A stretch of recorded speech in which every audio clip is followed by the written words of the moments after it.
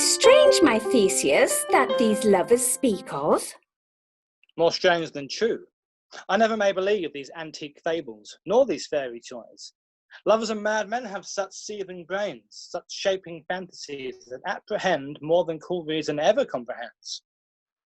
But all the stories of the night told over, and all their minds transfigured so together, more witness of fancy images, and grows to something of great constancy.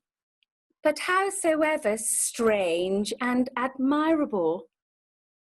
Here come the lovers now, full of joy and mirth. Joy, gentle friends, joy and fresh days of love accompany your hearts. More than to us wait in your royal walks, your board, your bed. Come now, what masks, what dances shall we have to wear away this long age of 3 hours between our after supper and bedtime? Where is our usual manager of mirth? What revels are in hand? Is there no play? Too easy anguish of a torturing hour?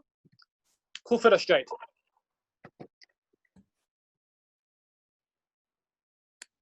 Here, my lord. Say, what abridgment have you for this evening? What masque? What music? How shall we beguile the lazy time, if not for some delights? There is a brief how many sports are ripe. Make choice of which your highness will see first. The battle with the centaurs to be sung by an Athenian eunuch to the harp. Will none of that. The riot of the tipsy bacchanals tearing the Thracian singer in their rage. That is an old device, and it was played when I from Thebes came last to conqueror. The thrice three muses mourning to the death of learning, late deceased in beggary. That is some satire, keen and critical, not sorting with a nuptial ceremony. A tedious brief scene of young Pyramus and his love Thisbe, very tragical mirth. Merry and tragical, tedious and brief. Mm-hmm. That is hot ice and wondrous strange snow. How shall we find the concord of this discord? A play there is, my lord, but some 10 words long, which is brief, as I have known a play. But by 10 words, my lord, it is too long, which makes it tedious. For in all the play there is not one word apt, one player fitted. And tragical, my noble lord, it is. For Pyramus therein doth kill himself, which, when I saw rehearsed, I must confess, made mine eyes water, but more merry tears the passion of loud laughter never shed. What are they that do play it? Hard-handed men that work in Athens here, which never laboured in their minds till now, and now have toiled their unbreathed memories with this same play against your nuptial. And we will hear it. No, my noble lord, it is not for you. I have heard it over, and it is nothing in the world, unless you can find sport in their intents, extremely stretched and conned with cruel pain to do your service. I will hear that play, for never anything can be amiss when simpleness and duty tender it. Go bring them in, and ladies, take your places.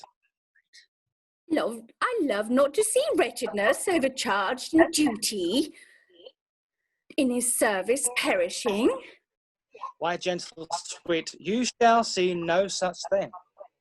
He says they can do nothing in this kind. The kind are we to give them thanks for nothing. So please your grace, the prologue is addressed. Let him approach.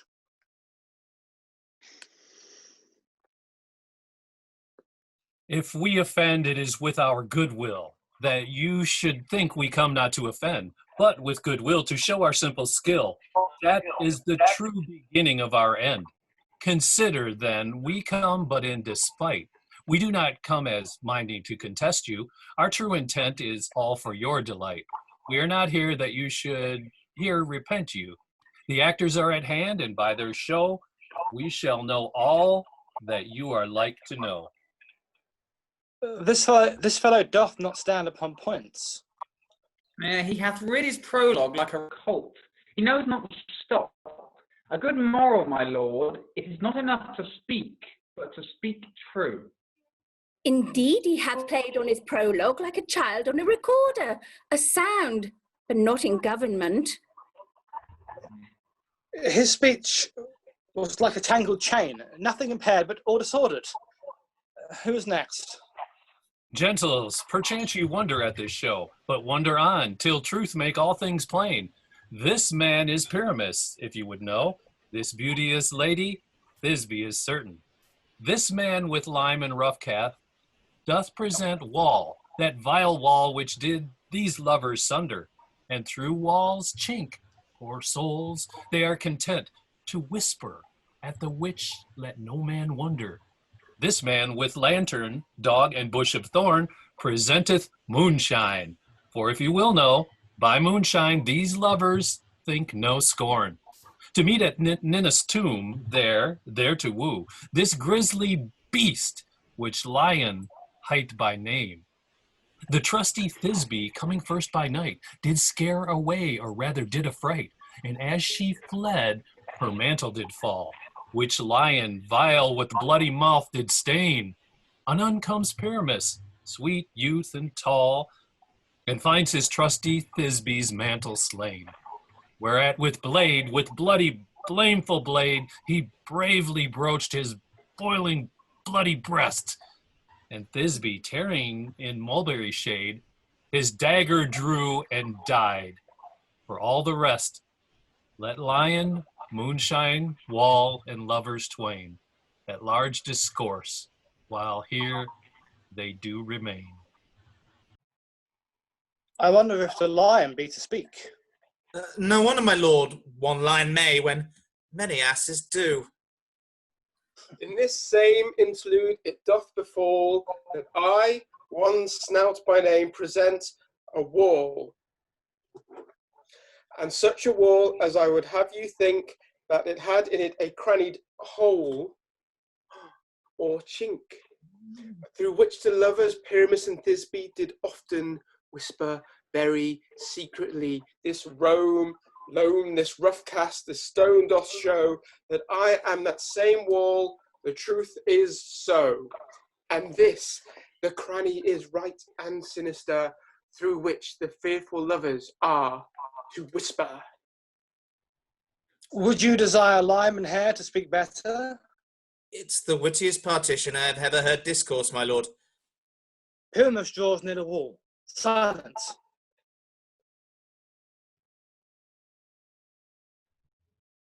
Oh, grim looked night. Oh, night with you so black. Oh, night which ever art when day is not. Oh, night, oh, night. Alack, alack, alack. I fear Thisbe, promise is forgot. And thou, O wall, O sweet and lovely wall, I stand betweenst her father's ground and mine. Thou wall, O sweet and lovely wall, show me your cheek to blick through with mine eyne. Thanks, O courteous wall. Oh, yeah. Love shield thee well for this. But what I see? No Thisbe do I see. O wicked wall, through whom I see no bliss. Cursed be thy stones for thus deceiving me. The wall, methinks, being sensible, should curse again. No. In truth, sir, he should not. Deceiving me is Thisbe's cue. She is to enter now, and I am to spy through her, through the wall. Yeah.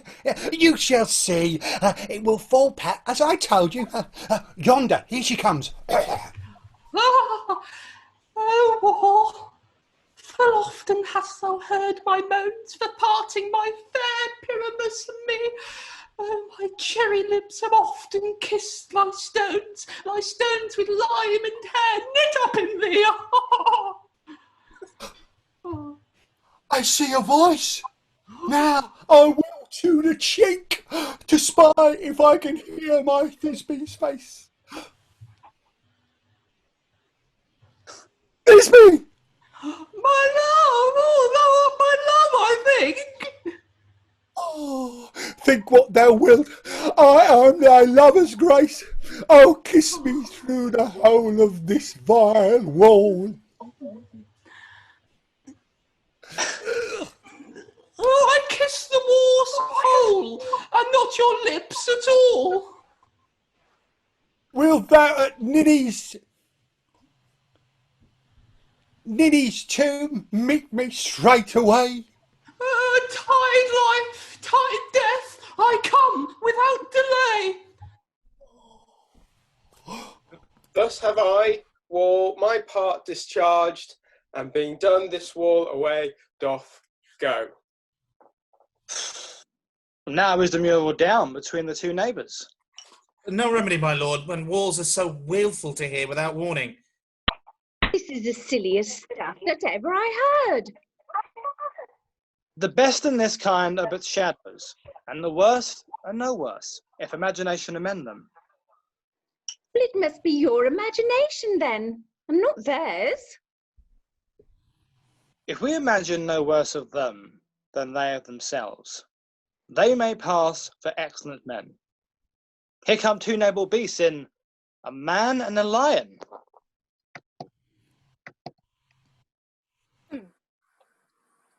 You, ladies, you whose gentle hearts do fear the smallest monstrous mouse that creeps on floor, may now perchance both quake and tremble here when lion rough in wildest rage doth roar.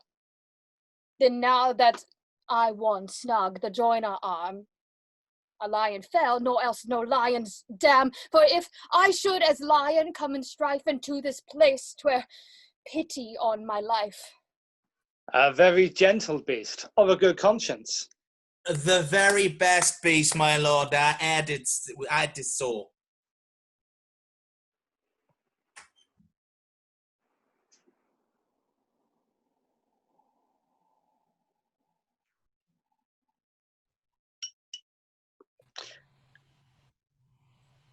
True, and a goose for his discretion. Let us listen to the moon. This lantern doth the half moon present. He should have worn horns on his head. He is no crescent, and his horns are invisible within the circumference. This lantern doth the half moon present. Myself the man in the moon do seem to. This is the greatest ever of all the rest. The man should be put into the lantern. How else is it the man in the moon? I am weary of this moon. Would he would change? It appears, by his small light of discretion, that he is in the wane. But yet, in courtesy, in all reason, we must stay the time. Proceed, Moon. All I have to tell you is that the lantern is the moon. I am the man in the moon. This fun bush my fun bush, and this dog my dog.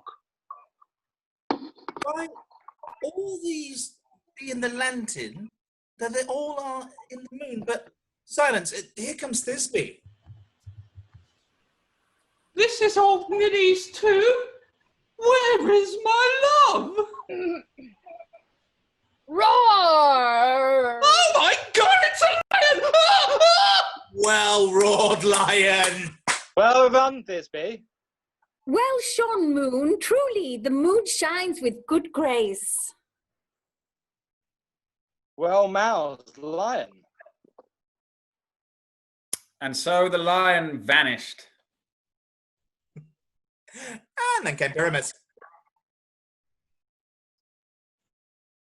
Sweet moon, I thank thee for thy sunny beams. I thank thee, moon, for shining now so bright. For by the gracious golden glittering gleams, I trust to take of truest Thisbe's side. But stay, oh spite, oh, but mark, Poor knight, what dreadful dole is here?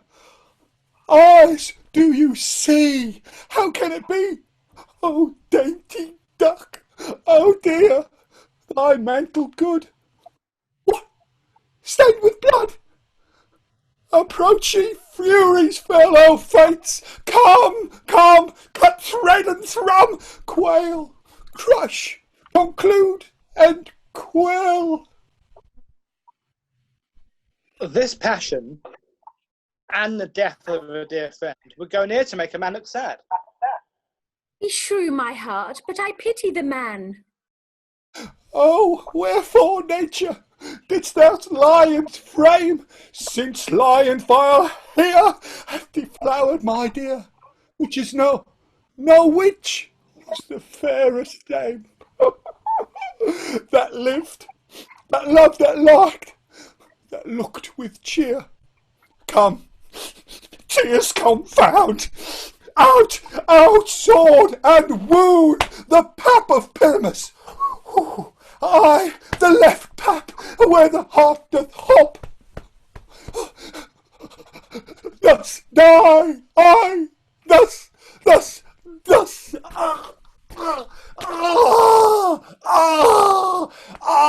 Now I am dead. Now I am fled. My soul is in the sky. Tongue, lose thy light. Moon, take thy flight.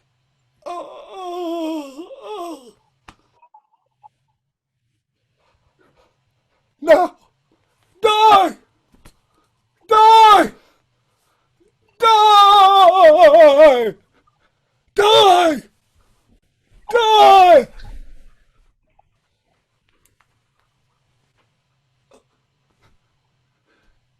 With the help of a surgeon, he might yet recover. How chance Moonshine is gone before Thisbe comes back and finds her lover? She will find him by starlight. Here she comes, and her passion ends the play. Well, I hope she will be brief. Asleep, my love? What? Dead, my dove? Oh, Pyramus, arise! Speak! Speak! Quite dumb. Dead. Dead! Oh, and two must cover thy sweet eyes. These lily lips, this cherry nose, those yellow cowslip cheeks are gone! And now, oh, lovers make moan. His eyes were as green as links. Oh, sisters three, come to me with hands as pale as milk. Lay them in gall, since you have sure with shears his thread of silk. Tongue, not a word. Come, trusty sword. Come, blade, my breast imbrue. And farewell, friends. Thus Thisbe ends. Adieu, adieu, adieu. Moonshine and Lion are left to bury the dead. Aye, and the wall too.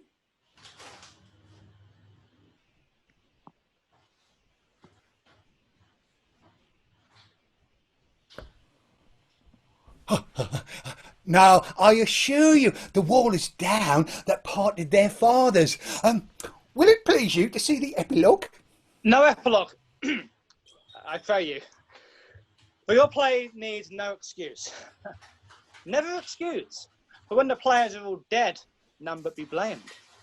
Marry, if he that writ it had played Pyramus and hanged himself in Thisbe's garter, it would have been a fine tragedy. And so it is, truly, and very notably discharged. The iron tongue of midnight hath told 12. Lovers, to bed. 'Tis almost fairy time. I fear we shall outsleep the coming morn, as much as we this night have overwatched. This palpable, gross play hath well beguiled the heavy gate of night. Sweet friends, to bed. A fortnight hold we this solemnity, in nightly revels and new jollity. Now the hungry lion roars, and the wolf beholds the moon, whilst the heavy ploughman snores, all with weary task fordone. Now the wasted brands do glow, whilst the screech owl, screeching loud, puts the wretch that lies in woe, in remembrance of a shroud. Now it is the time of night, that the graves all gaping wide, every one lets forth his sprite, in the churchway paths to glide, and we fairies that do run by the Hector's team from the presence of the sun, falling darkness like a dream, now our frolic. Not a mouse shall disturb this hallowed house. I am sent with broom before to sweep the dust behind the door. Through the house give gathering light, by the dead and drowsy fire, every elf and fairy sprite hop as light as bird from briar. Hand in hand with fairy grace, will we sing and bless this place. Now until the break of day, through this house each fairy stray, to the best bride bed will we, which by us shall blessed be, and the issue there create ever shall be fortunate. So shall all the couples three ever true in loving be. Every fairy take his gate, and each several chamber bless, through this palace with sweet peace, and the owner of it blessed ever shall in safety rest. Trip away, make no stay, meet me all by break of day. If we shadows have offended, think but this, and always meant it, that you have but slumbered here, while these dreams did appear, and this weak and idle theme, no more yielding but a dream. Gentles, do not reprehend. If you pardon, we will mend. And as I am an honest puck, if we have unearned luck, now to escape the serpent's tongue, we will make amends ere long. Else the puck a liar call. So good night unto you all, and give me your hands, if we be friends, and Robin shall restore amends.